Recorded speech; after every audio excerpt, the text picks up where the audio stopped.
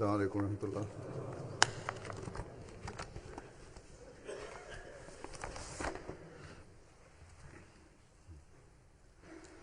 أشهد أن لا إله إلا الله وحده لا شريك له وأشهد أن محمدا عبده ورسوله أما بعد فأعوذ بالله من الشيطان الرجيم بسم الله الرحمن الرحيم الحمد لله رب العالمين الرحمن الرحيم مالك يوم الدين إياك نعبد وإياك نستعين اهدنا الصراط المستقيم صراط الذين أنعمت عليهم غير المغضوب عليهم ولا الضالين.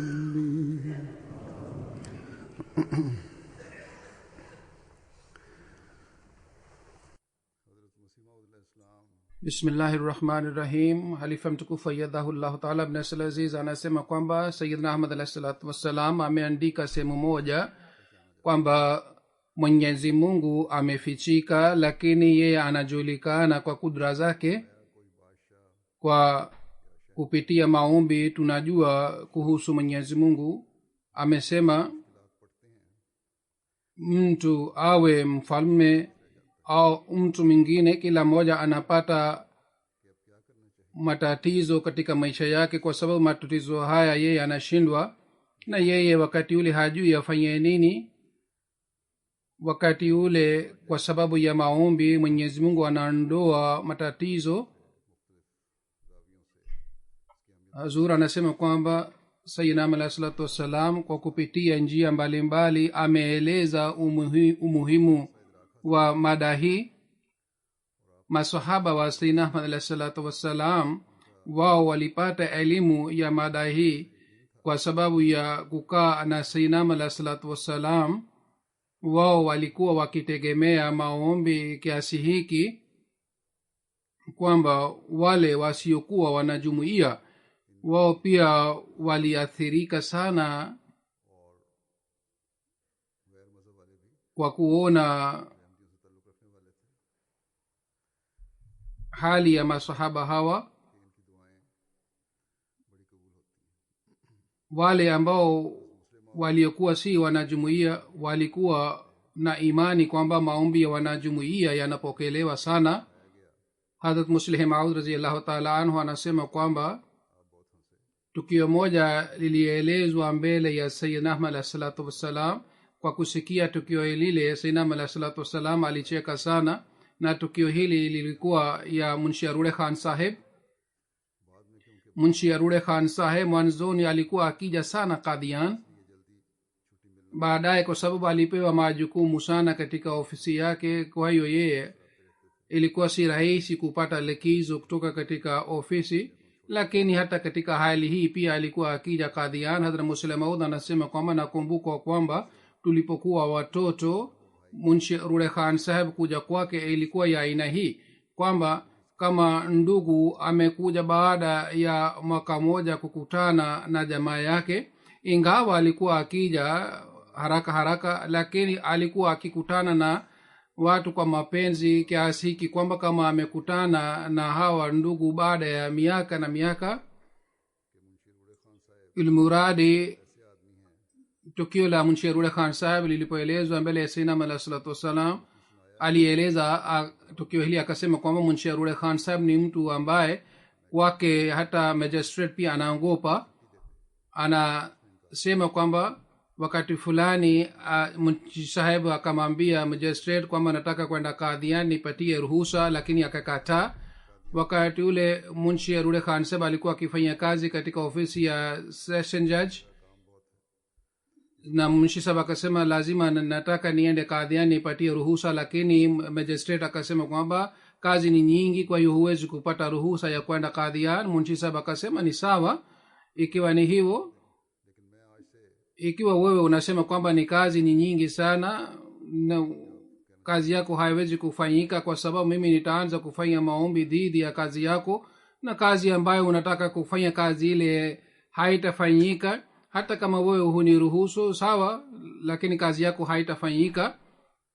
Hatimaye yule magistrate alipata hasara ya kiasi hiki kwamba akaogopa sana, na wakati wote baadaye huyu magistrate alipata athari ya aina hii kwamba siku ya Jumamosi ilipokuwa ikija alikuwa akiwaambia wafanyakazi wa mahakama kwamba leo mumalize kazi haraka, kwa sababu leo Munshirude Khan Saheb anataka kwenda Kadhian, isije wakati wa train ikapita na akakosa treni.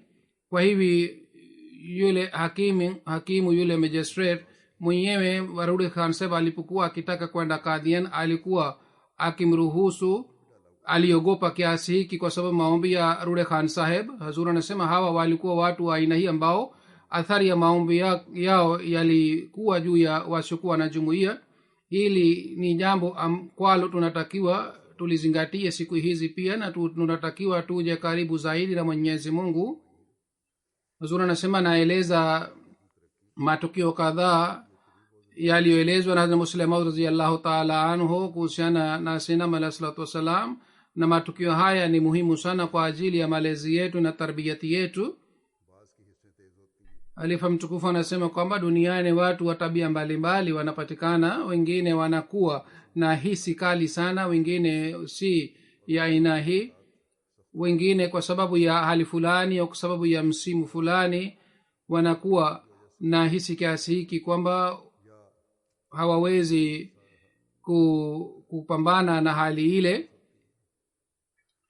Wengine kwa sababu wanakuwa sensitive zaidi, kwa sababu ya hii hawawezi kupambana au kusimama dhidi ya hali ile. Mtu anasikia harufu zaidi au anapata athari ya msimu kwa sababu ya hisia aliyokuwa anayo. Hii inaonyesha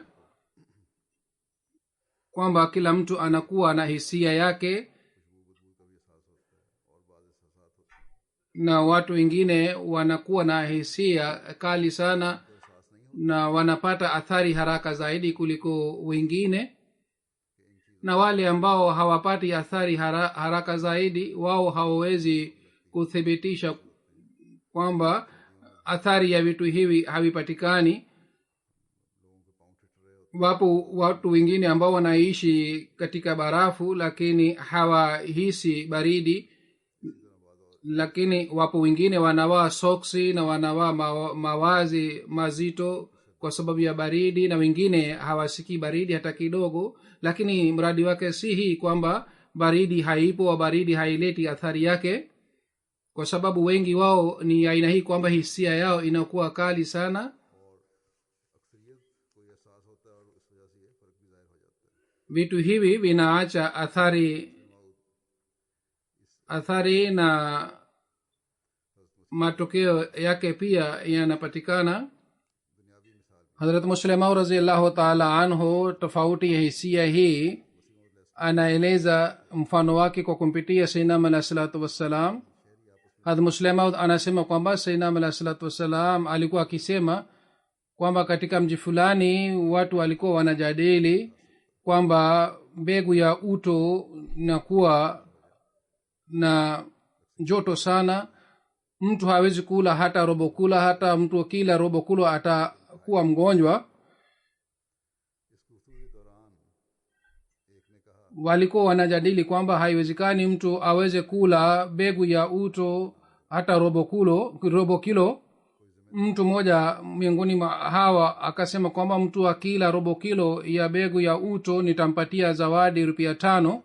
mkulima mmoja alikuwa anapita pale, na wakulima wanakuwa na tabia ya kula sana na wanakuwa na tabia ya kula matunda bichi pia, kwa sababu wanafanya kazi sana, au wengine wanakuwa na hisia ya aina hii. Na yule mkulima alikuwa mwenye nguvu sana. Mkulima akaendelea kusikiliza mjadala wao, na alikuwa anafikiria kwamba kwa sababu ya kula kitu hiki kizuri tutapewa zawadi pia, yani atakula mbegu ya uto kisha atapewa sawabu pia. Na akawauliza wale walikuwa najadili kwamba je, mbegu ya uto nitakula bila matawi au nitakula pamoja na matawi? Yani yeye alikuwa na shangaa kwamba kukula mbegu ya uto bila matawi haiwezekani mtu akila apate sawabu na ujira au zawadi rupia 5. Lakini wale watu walikuwa wakiishi mjini walikuwa nafikiria kwamba mtu hawezi kula robo kilo ya begu ya uto, lakini yule mkulima alikuwa tayari hata kula begu pamoja na matawi yake, na yeye alikuwa anafikiria kwamba hata anaweza kula begu pamoja na matawi. Basi tofauti hii inayopatikana duniani ni tofauti ya hisia ya watu mbalimbali. Hivyo ndivyo hali inapatikana katika hali ya kiroho pia. Wengine wanapata athari sana ya swala na wengine hawaathiriki sana. Wapo wengine ambao wanaswali swala tu kwa kidhahiri, wanaswali swala haraka haraka, lakini hawapati athari yake hata kidogo.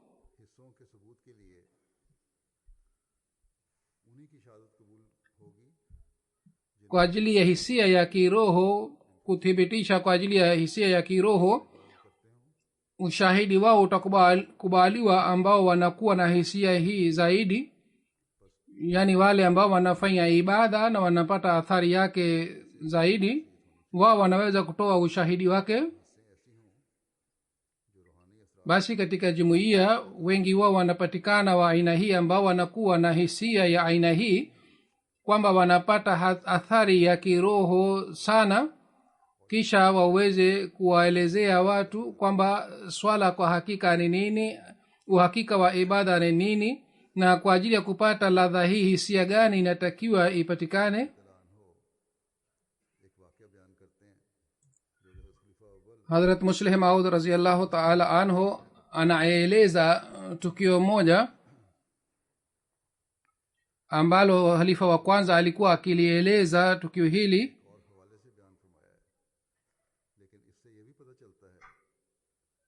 Hazrat Muslih Maud radhiyallahu ta'ala anhu ameeleza tukio hili kwa sababu ingine, lakini tukio hili linathibitisha kwamba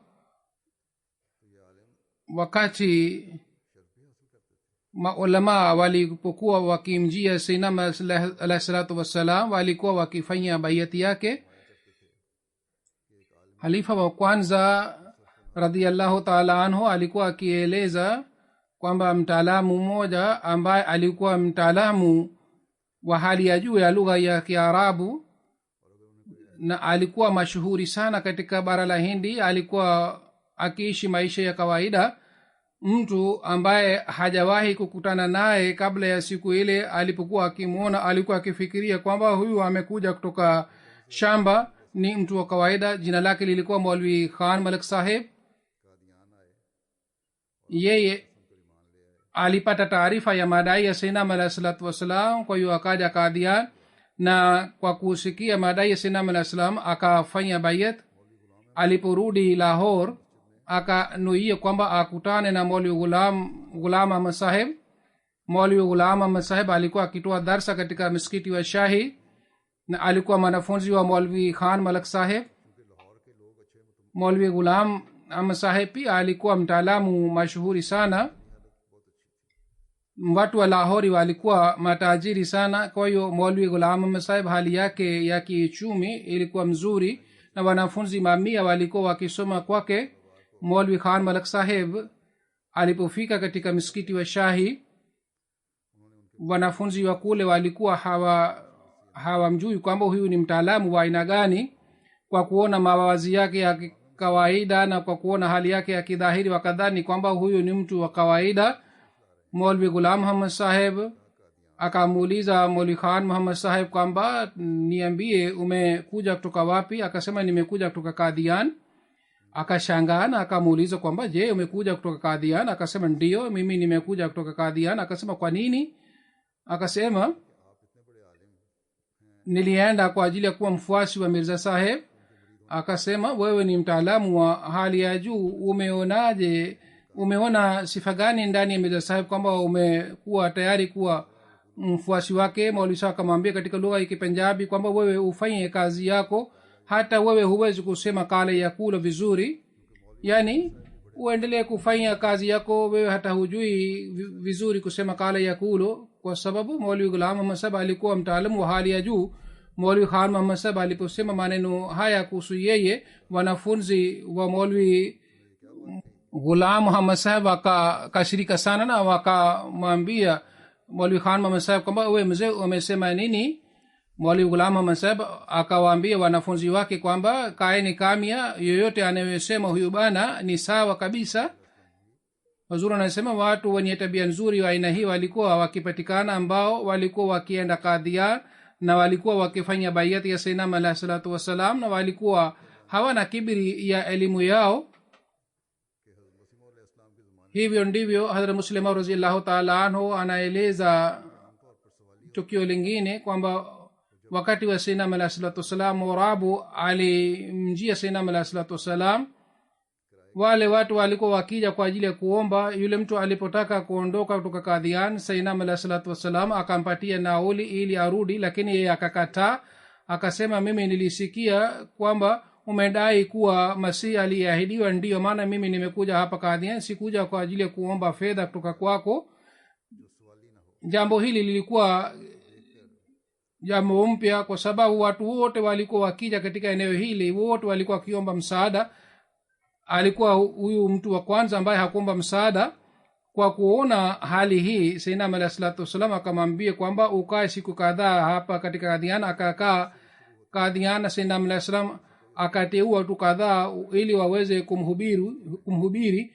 Watu waliendelea kumhubiri, lakini yeye hakuathirika hata kidogo. Na wale walikuwa wanafanya mahubiri wakamwambia Sayyidina alayhi salatu wasallam kwamba huyu mtu ana jazba sana, si sawa na watu wengine ambao wanakuja kuomba msaada. Inaonekana kwamba anatafuta haki.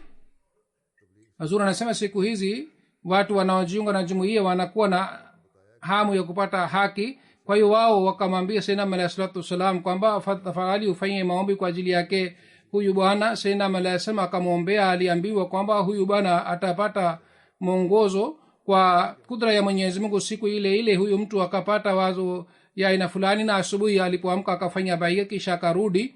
Hazrat Muslim anasema niliambiwa kwamba wakati wa haji huyu bwana alikuwa akiwahubiri makundi mbalimbali. Kundi moja lilipokuwa linampiga alikuwa akizimia, na alikuwa akienda kwa kundi lingine na alikuwa akihubiri kule. Hazur anasema kwamba ukweli ni kwamba Mwenyezi Mungu anapofungua vifua, basi vifua vinafunguka, na katika hali hii mtu hajali kuhusu kitu chochote. Vile vile Muslim radhiyallahu ta'ala anhu anaeleza tukio lingine kwamba wakati wa Sayyidina alayhi salatu wasalam, Marekani, mwenyeji wa Marekani alisilimu. Jina lake lilikuwa Alexander Russell. Alikuwa akifanya kazi katika ubalozi wa Marekani ya Philippines. Matangazo ya kuja kwa Sayyidina alayhi salatu wasalam yalipoenea katika Ulaya na Marekani, akapata hamu ya kusilimu. Kwa hiyo akaanza kumwandikia barua Sayyidina alayhi salatu wasalam. Matokeo yake yalikuwa haya kwamba huyu bana akasilimu, na yeye akatoa wakfu maisha yake kwa ajili ya kusambaza ujumbe wa Islam. Baadaye huyu bana alikuja bara la Hindi pia, na akaeleza hamu ya kukutana na Sayyidina alayhi salatu wasalam, lakini mashehe wa Lahore ambapo alikuja manzoni au katika mji mwingine mkubwa ambapo alipokuja alikutana na mashehe wa pale. Mashehe wa mji ule wakamwambia kwamba ukikutana na mirza saheb waislamu hawatakupatia mchango, wewe una hamu ya kufanya mahubiri, unataka kusambaza ujumbe wa islam, kwa ajili ya hii unahitaji msaada, lakini ukikutana na mirza saheb hutapata msaada wowote. Kwa sababu ya kuwapoteza wale watu yeye hakukutana na sayyidina alayhi salatu wasalam, lakini hatimaye alirudi kwa kukata tamaa kwa sababu waislamu pia hawakumsaidia yeye. Aliambiwa kwamba waislamu wengine watakusaidia na watakupatia mchango mkubwa kwa ajili ya kusambaza ujumbe wa islam, lakini waislamu wengine pia hawakumsaidia hata kidogo. Wakati sayyidina alayhi salatu wasalam alipokuwa karibu kufariki, alimwandikia sayyidina alayhi salatu wasalam barua kwamba mimi nimepata mateso sana kwa sababu ya kukubali nasaha zako. Uliniambia sawa kama kwamba waislamu hawana shauku ya kuhudumia islam, lakini mimi sikukubali nasaha yako, na hasara yake ni kwamba sikuweza kukutana nawe. Huyu bana alibaki muislamu hata mwisho wa uhai wake na alijenga urafiki mzuri na sayyidina alayhi salatu wasalam. Kwa hiyo huyu alikuwa mtu wa kwanza wakati wa sayyidina alayhi salatu wasalam aliyesilimu. sayyidina alayhi salatu wasalam anasema kwamba hata mimi naona kwamba katika nchi ya Marekani islam inaendelea kupanuka zaidi. Katika nchi za Ulaya pia jumuiya inaendelea kupanuka, lakini katika nchi ya Marekani jumuiya inapanuka zaidi. Huzuri anasema kwamba Mwenyezi Mungu ajalie jumuiya ya Marekani itafute watu wa aina hii ambao wana tabia nzuri na ijitahidi kuwaleta chini ya bendera ya sayyidina alayhi salatu wasalam, na kwa ajili yake hii wanatakiwa wafanye juhudi maalum. Huzuri anasema kwamba kulikuwa wakati watu wengi walijiunga na jumuiya Marekani na waliimarika sana katika jumuiya, lakini miongoni mwa hawa ni wengi ambao vizazi vyao havikuweza kubaki juu ya jumuiya, labda kwa sababu ya dunia au kwa sababu ya kutokuwa na uhusiano na mawasiliano. Kwa hiyo sasa jumuiya ya Marekani inatakiwa ifanye juhudi kwa ajili ya kuwatafuta hawa watu. sayyidina alayhi salatu wasalam namna gani alikuwa akiwatendea watoto na namna gani alikuwa akifanya malezi yao. Kuhusiana na hii Hazrat Muslim radhiyallahu ta'ala anhu anasema kwamba njia nzuri ya malezi ni kwamba katika mchezo wa watoto wao wapewe malezi.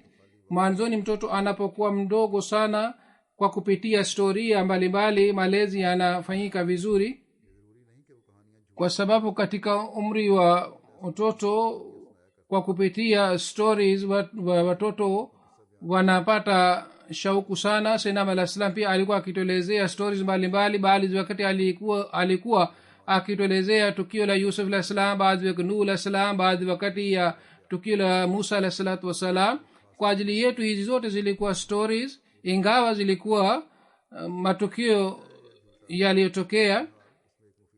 vile vile alikuwa akituelezea kisa cha husuda, mwenye husuda, ingawa kisa hiki kilikuwa sawa au la, lakini funzo ilikuwa inapatikana ndani yake. Sisi kwa kumpitia sayyidina alayhi salatu wasalam tumejifunza mifano mingi sana. Kwa hiyo katika umri wa utoto stories zinaleta athari sana, na stories zenye hulka njema na zenye mafunzo pia zinapatikana. Wakati mtoto anapokuwa mdogo sana, kwa kupitia story hizi anapewa malezi. Baadaye anapokuwa mkubwa kidogo, kwa ajili ya kumpatia malezi mazuri ni michezo. Wazazi wengine wanasema kwamba huyu mtoto anacheza sana. Huzuri anasema ikiwa hachezi mchezo katika TV, anacheza nje, basi huyu mtoto anatakiwa aruhusiwe acheze nje. Yeye kwa kupitia michezo anapewa elimu na malezi. Basi kina baba pia wanatakiwa watoe nafasi kwa ajili ya watoto. Ikiwa kina mama na kina baba wote wanazingatia malezi ya watoto na wajenge urafiki na watoto wao na wapatie malezi mazuri, bila shaka katika hali hii mambo mengi ya malezi yatarekebika na wazazi hawatakuwa na malalamiko na mashitaka kuhusu watoto wao. Hazrat Muslim radhiyallahu ta'ala anhu anasema kuhusu mada hii kwamba watoto wanaoelezewa stories mbalimbali sababu yake ni kwamba watoto wasipige kelele na wasipoteze wakati wa wazazi. Hii pia ni lengo mojawapo la kuelezea stories. Lakini ikiwa stories wanaleta faida kwa ajili ya watoto ni kitu kizuri zaidi. Siku hizi wazazi kwa ajili ya kuepukana na hali kwamba watoto wasipige kelele wasiwasumbue wananunua ipad na vitu vingine kwa ajili ya watoto na wanawapatia.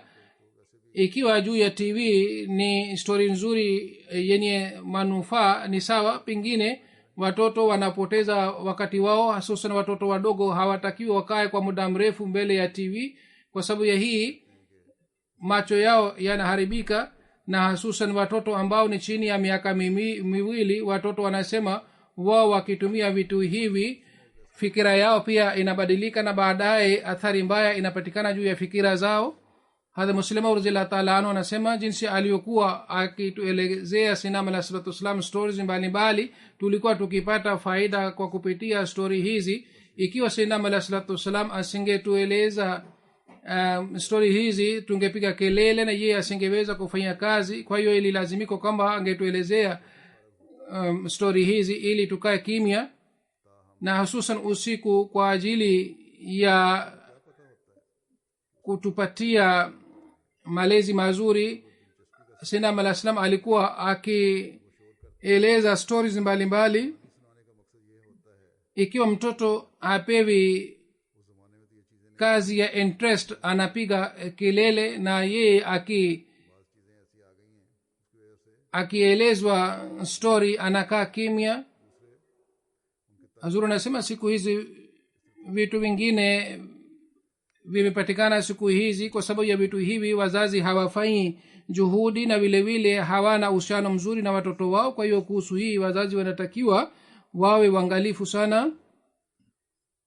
Hadhrat Muslim anasema kwamba wote wanakiri kwamba stories zina faida kubwa sana, ingawa baadhi wakati inakuwa faida kwa muda, lakini kwa sababu ya story hizi mtoto anasikia kwa makini na analala vizuri, na wazazi hawapotezi wakati wao. Ndio maana wazazi wanaeleza stories mbalimbali, au mmoja wao anaeleza story na watu wa familia wanafanya kazi vizuri, watoto wanalala. Huzur anasema kwamba hata kama story zisizo na maana zikielezwa pia watoto wanalala na wazazi wanaweza kufanya vizuri, lakini inatakiwa story zenye maana zielezwe mbele ya watoto. Kwa kueleza jambo hili kwamba urafiki unatakiwi uwe wa aina hii ambao unakuwa mzuri, hauleti maangamio kwa ajili ya watoto. Kuhusiana na hii Hazrat Muslima radhiyallahu ta'ala anhu ameeleza tukio moja kwamba Sayyidina alayhi salatu wasalam alikuwa akieleza kwamba mtu mmoja alijenga urafiki na dubu, alimlea au alifanya ihsani juu yake. Kwa sababu ya hii dubu alikuwa akikaa na huyu bana. Ingawa hii ni story ambayo inaelezwa kwa ajili ya kueleza uhakika fulani, lakini baadhi wakati inatokea hivi kwamba mtu anamlea mdubu au mnyama mwingine. Lakini Hazrat Muslim anasema ninapoeleza riwaya yoyote kwa kumpitia Sayyidina alayhi salatu wasalam, sababu yake ni hii kwamba kwa ajili ya kueleza uhakika naeleza tukio hili, au kwa ajili ya nasaha na fanya maelezo haya, kwa sababu hii kwamba isije maadui wakasema kwamba hawa ni watu wajinga kiasi hiki kwamba madubu wanakuja wanakaa na watu. Story hizi ni za zamani, ni kwa ajili ya kupata mafunzo, na watu wengine wanakuwa na tabia ya aina hii kwamba wanafanya tabia ya wanyama. Kwa mfano zamani kiti cha mfalme ilikuwa ikiitwa simba, na wafanyakazi wake pia walikuwa wakiitwa kwa majina ya wanyama mbalimbali. Kwa vyovyote yule dubu alikuwa rafiki wa yule mtu na alikuwa akimjia. Siku moja mama wa yule mtu akawa mgonjwa, na yule mtu alikuwa anafukuza mbali nzi, kwa kazi fulani yule mtu akalazimika kuondoka nje, akamwambia rafiki yake dubu kwamba ufukuze nzi kidogo, mimi niende nje kidogo.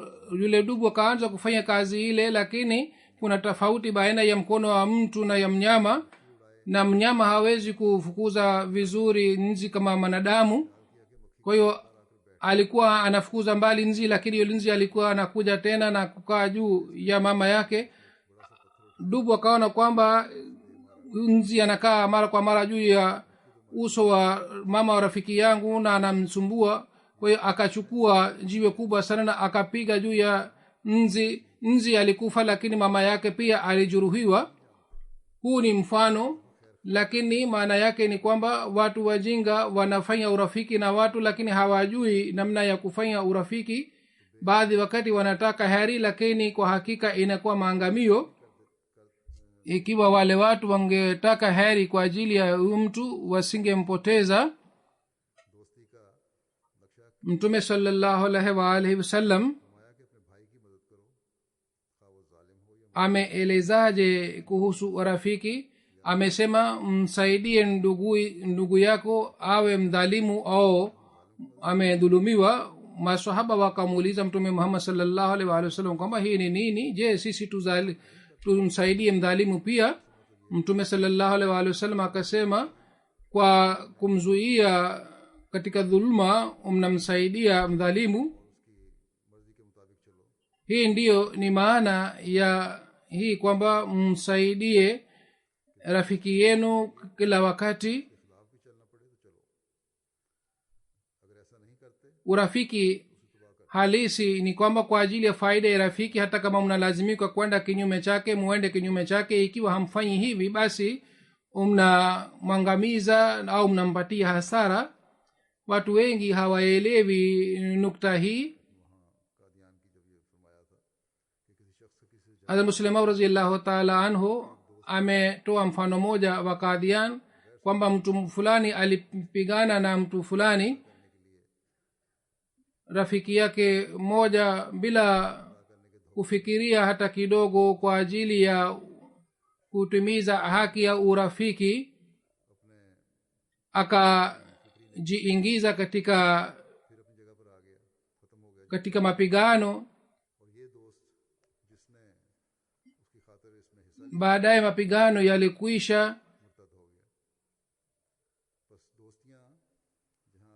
na wakapatana tena, lakini yule mtu ambaye aliyejiingiza katika mapigano, yeye baadaye aliritadi. ikiwa urafiki una faidi, vile vile urafiki unaleta mangamio kwa ajili ya marafiki na kwa ajili ya wengine pia. kwa hiyo kuhusiana na hii, kwa ajili ya kutimiza haki ya urafiki, akili pia inatakiwa itumiwe vizuri, na vile vile mtu aweze kushinda juu ya jazba yake. Hadha Muslim Maud anasema kwamba nakumbuka kwamba Sayyidina Ali Aslam alikuwa akieleza kwamba kulikuwa dubu moja, mtu moja alijenga urafiki naye. mke wake alikuwa akimlaumu kwamba wewe ni mtu aina gani kwamba umejenga urafiki na dubu. siku moja mke wake alimlaumu kiasi hiki kwamba dubu pia akasikia. dubu akashika upanga na akamwambia rafiki yake kwamba tafadhali nipige upanga huu. Hazuru anasema hamtakiwi mshangae, bali hii ni story tu kwa ajili ya kueleza kwamba mtu mwingine anakuwa katika sura ya dubu na mwingine anakuwa katika sura ya wanadamu. miongoni wanadamu pia wengine wanakuwa dubu, na wengine kwa kujiita wanadamu wanakuwa wanyama. rafiki ya dubu alikataa, lakini dubu aliposisitiza akashika upanga na akampiga dubu, akajeruhiwa, na huyu dubu akaenda msituni. baada ya mwaka moja akarudi tena kwa rafiki yake na akamwambia kwamba angalia kichwa changu, je kuna athari ya jeraha? Alipoona hakukuta jeraha ya aina yoyote. wakati yule dubu alisema kwamba kuna majani ya miti, kwa kutumia majani haya majeraha yangu yalipona, lakini majeraha yaliyopatikana kwa sababu ya maneno ya mke wako, bado majeraha yale ni vile vile. Hazuru anasema baadhi wakati majeraha ya ulimi ni mabaya zaidi kuliko majeraha ya upanga, na mtu baadhi wakati hawezi kusahau majirahi haya. Basi kwa ajili ya amani na usalama ya jamii inatakiwa kila mmoja awe mwangalifu sana kuhusu maneno anayosema.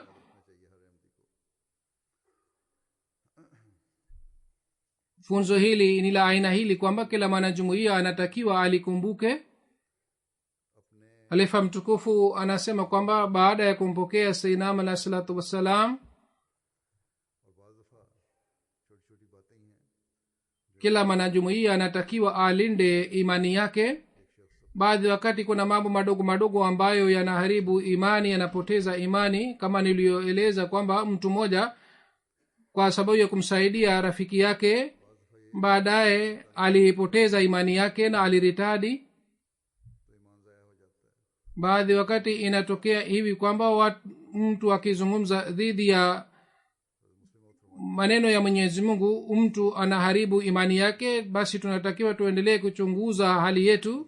Hadhrat Muslim Maud anasema kwamba katika tukio la Hadhrat Musa alayhi salatu wassalam mfano wake unapatikana, na Sinam alayhi salatu wassalam alikuwa akieleza tukio hili mara kwa mara. Anasema Hadhrat Musa alayhi salam alipotoka katika Misri, njiani alikutana na Amalik. Kabila hili lilikuwa katika kizazi cha Hadhrat Nuh alayhi salam, na inasema kwamba alikuwa kinyume na mdui wa wana wa Israeli. Mfalme wa kabila hili akapata wazo kwamba atashindwa. Kabila hili lilikuwa na mzee mmoja. Mfalme akamwambia kwamba afanye maombi dhidi ya Musa alayhi salatu wasalam. Alipofanya maombi akapata ufunuo kwamba Musa ni nabii wa Mwenyezi Mungu, hutakiwi ufanye maombi dhidi yake. Kwa hiyo mzee akamwambia mfalme wake kwamba mimi siwezi kufanya maombi dhidi ya Musa alayhi salatu wasalam. Mfalme alipoona kwamba yeye hawezi kufaulu, kwa hiyo akatumia njama kama shetani alitumia dhidi ya Adam alayhi salatu wasalam. Huyu mfalme pia alitayarisha dhahabu na akampatia mke wa huyu mzee, na mke wake alipomwambia kwamba afanye maombi dhidi ya Musa alayhi salatu wasalam, huyu mzee akasema kwamba Musa ni nabii wa Mwenyezi Mungu, kwa hiyo nilifanya maombi, lakini Mungu amesema kwamba dhidi ya nabii wa Mwenyezi Mungu maombi hayatakiwi yafanywe. Mke wake akamsisitiza afanye maombi, kwa hiyo akakubali na akapelekwa sehemu moja tena sehemu nyingine, na hivi alipelekwa sehemu mbalimbali kwa ajili ya kufanya maombi dhidi ya Musa alayhi salatu wasalam. Hatimaye huyu mzee akafanya maombi dhidi ya Musa alayhi salatu wasalam. Mara alipofanya maombi, maangamio ya aina fulani yalipatikana katika kaumu ya Musa alayhi salatu wasalam, na hali hii ilipatikana katika kaumu ya Musa alayhi salatu wasalam kwa sababu ya kutokuwa na imani kamili na thabiti. Na upande mwingine imani ya huyu mzee iliruka kama njiwa, kwa sababu ya hii kwamba aliambiwa asifanye maombi na akapata adhabu ya maombi haya. Katika hali hii kwamba akapoteza heshima yake. Hazrat Muslim anasema kwamba ingawa hii ni kisa, lakini maana yake ni kwamba kama njiwa anaruka anatoroka katika mkono wa mtu, vile vile imani pia inatoroka. Basi imani inakuja kwa juhudi sana, na kwa neno moja imani inatoroka.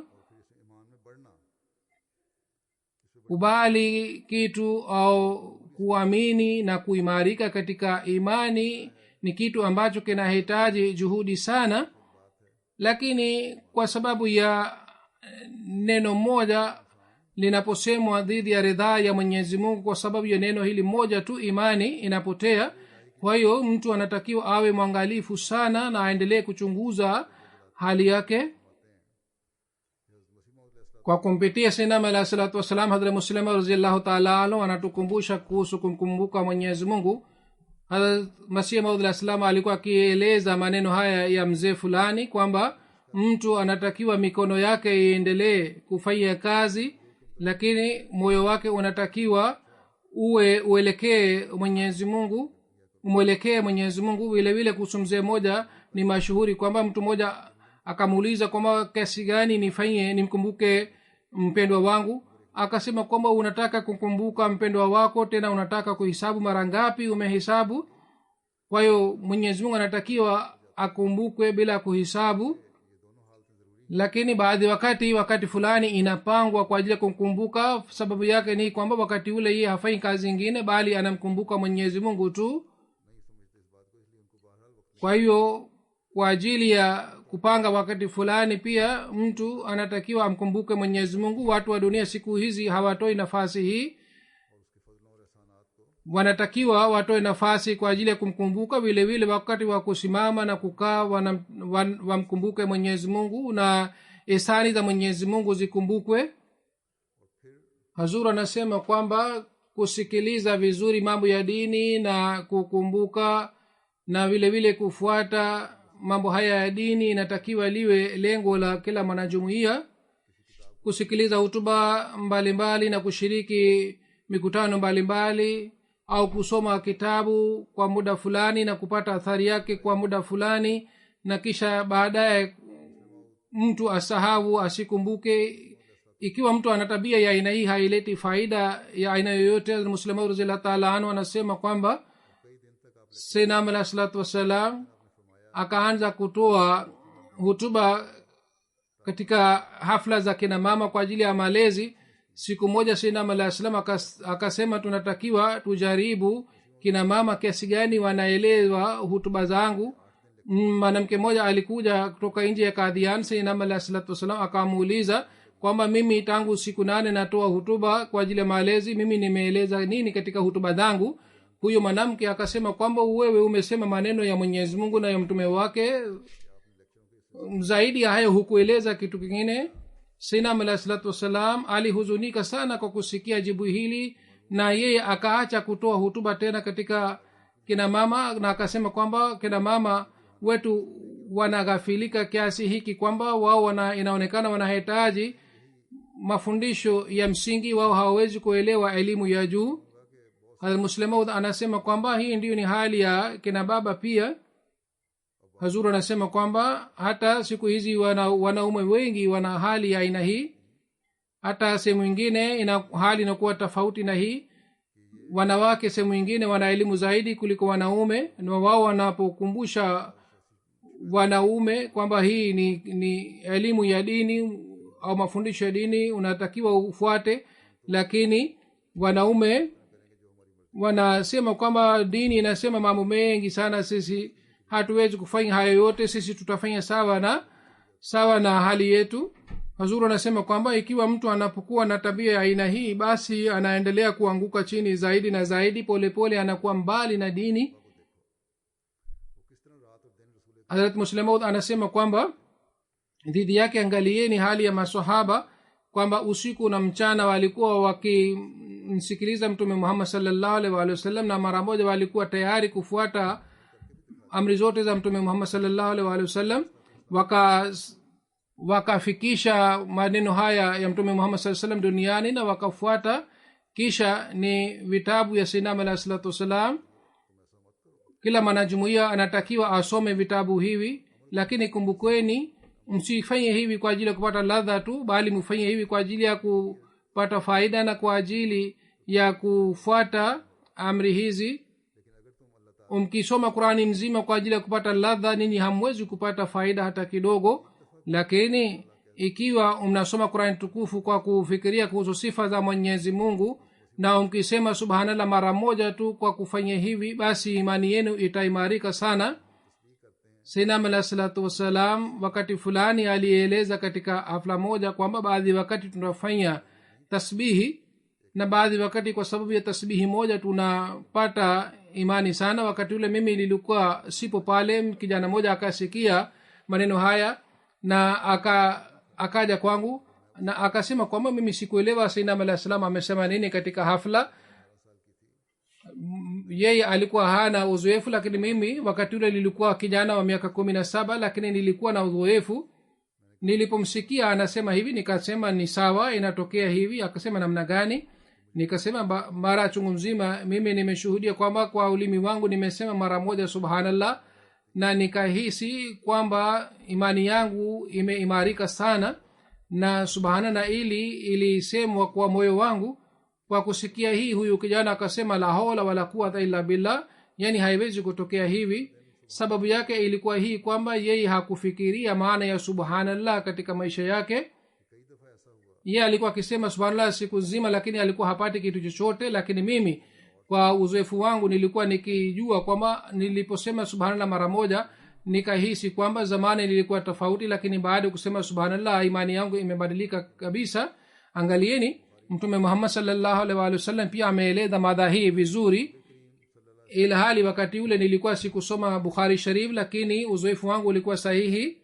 mtume sallallahu alaihi wasallam anasema kwamba kalimatane habibatane ila rahmani khafifatane ila lisane, yani maneno mawili Mwenyezi Mungu anayapenda sana, na khafifatane ila lisane, lakini ni rahisi kwa ajili ya kutamka.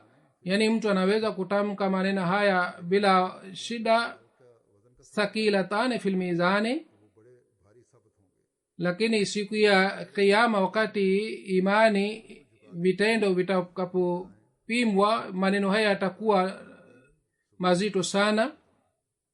na maneno haya ni maneno gani? Ni maneno ni haya: subhanallahi wa bihamdihi subhanallahil azim.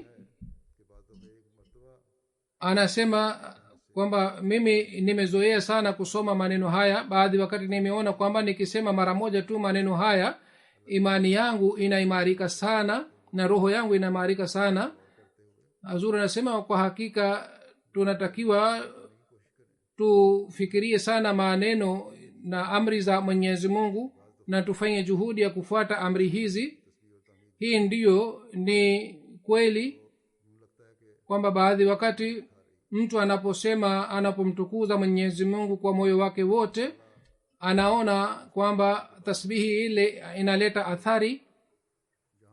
Mwenyezi Mungu atujalie sisi sote kwamba ikiwa upande moja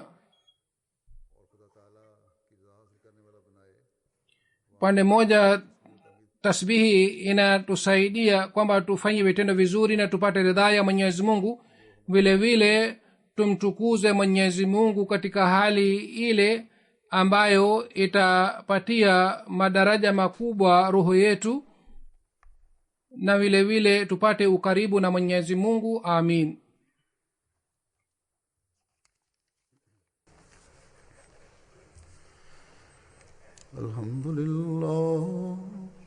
Alhamdulillah nahmaduhu wa nasta'inuhu wa nastaghfiruh wa nu'minu bihi wa natawakkalu alayhi wa na'udhu billahi min shururi anfusina wa min sayyiati a'malina.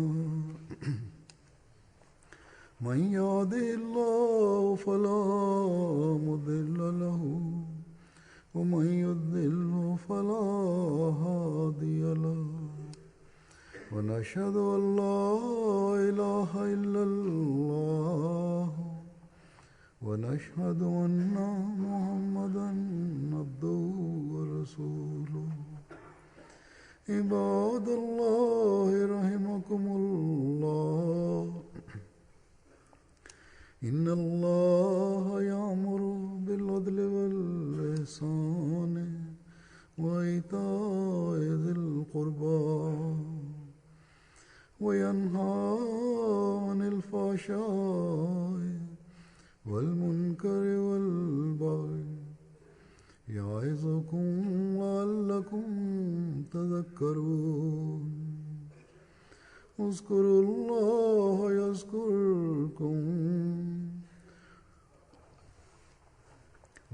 الله يذكركم وادعوه يستجب لكم ولذكر الله